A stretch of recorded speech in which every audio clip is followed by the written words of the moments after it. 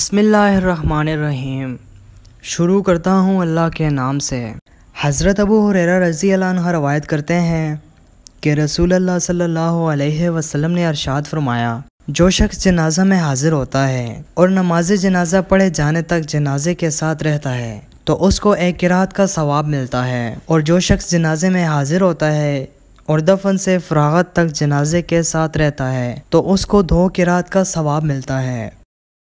رسول اللہ صلی اللہ علیہ وسلم سے دریافت کیا گیا، 2 قرات کیا ہیں؟ ارشاد فرمایا، 2 قرات 2 بڑے پہاڑوں کے برابر ہیں۔ ایک اور روایت میں ہے کہ 2 پہاڑوں میں سے چھوٹا احد پہاڑ کی طرح ہے۔